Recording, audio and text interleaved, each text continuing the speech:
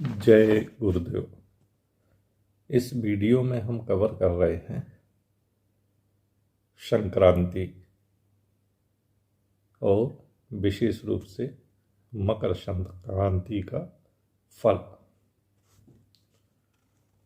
मकर संक्रांति आने वाली है नए साल जनवरी में। इसका आपके जीवन में क्या प्रभाव पड़ेगा तो आप जान लें कि कर्क संक्रांति से कुंभ संक्रांति तक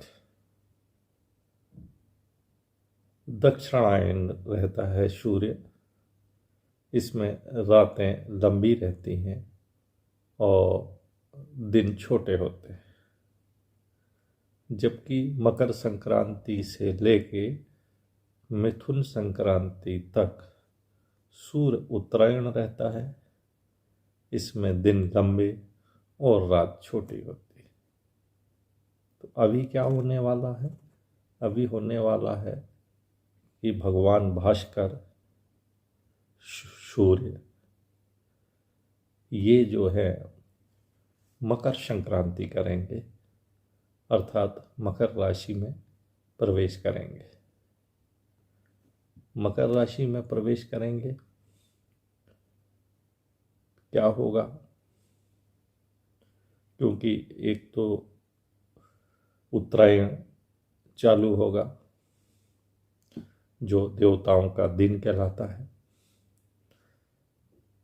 और इस संक्रांति पर स्नान, दान,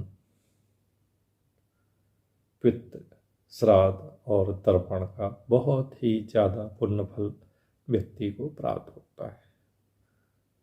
और इस मकर संक्रांति पर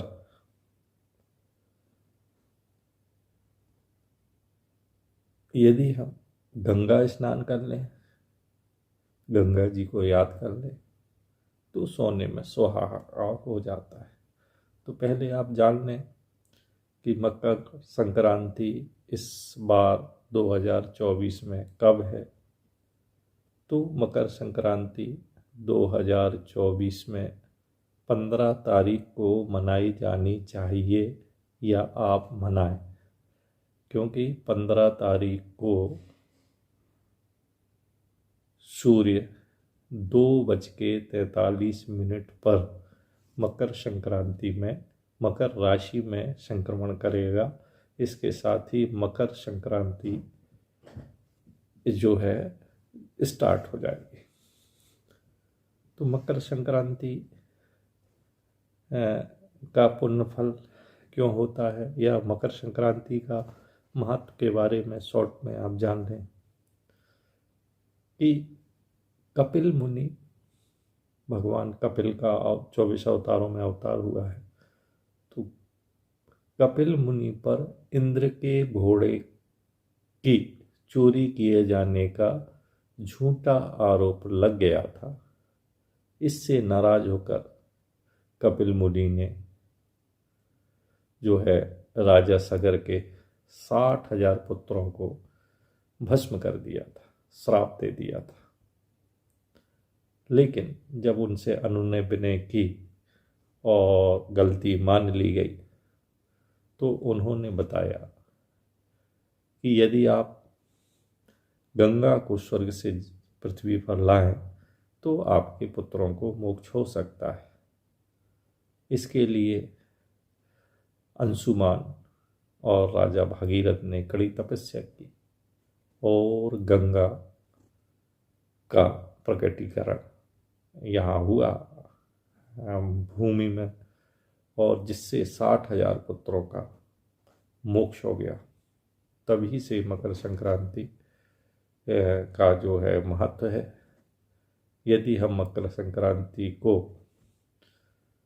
गंगा जी का आभार मानें और सूर्य भगवान को अर्घ्य दें, हम दान करें, हवन और यज्ञ करें, तो हमको इसका बहुत ही पुण्य फल प्राप्त होगा। कब करना चाहिए?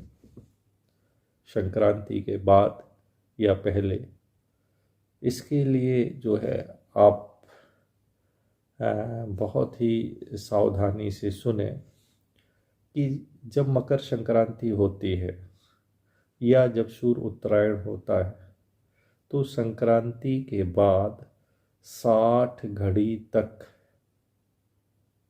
अर्थात 8 घंटे तक पुण्य काल होता है।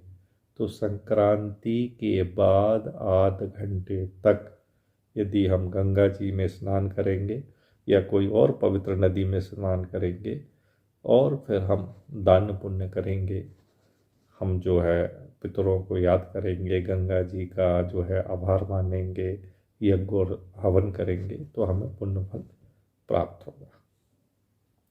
तो पहले पुण्य फल या पुण्य काल के 2 नियम हैं। पहला नियम है कि उत्तरायण में संक्रांति के बाद की 20 घटी तक जो है पुण्य काल होता है, जबकि दक्षिणायन में जो है पहले की संक्रांति होने की पहले 30 घटी तक 12 घंटे पहले से पुण्य काल होता है। तो इसमें हम जो है ये अभिष्ट कार्य हम कर सकते हैं। चूँकि सूर्य का राशियों में प्रवेश से ही संक्रांति मानी जाती है और राशियाँ जैसा कि आप जानते हैं कि 3 तरह में बटी हुई होती है, चर राशि, अचर राशि और द्विस्वभाव राशि। तो कहते हैं कि जो चर राशि है उसमें 4 राशियाँ आती हैं। उसमें आती है मेष राशि, उसमें आती है कर्क राशि, उसमें आती है तुला राशि और उसमें आती है मकर राशि।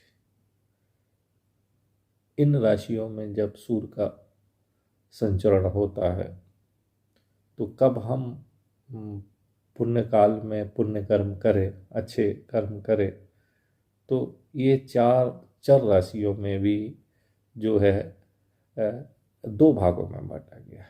मेष और तुला राशि के संक्रमण के 4 घंटे बाद तक पुण्य काल होता है, जबकि कर्क राशि में सूर्य के संक्रांति के या संचरण के पहले के 12 घंटे पहले के पुण्य काल होता है, जबकि मकर राशि में सूर्य संक्रमण के बाद के 8 घंटे तक पुण्य काल होता है। तो अभी मकर संक्रांति होती है, ये होगी 15 तारीख को रात के 2:43 से।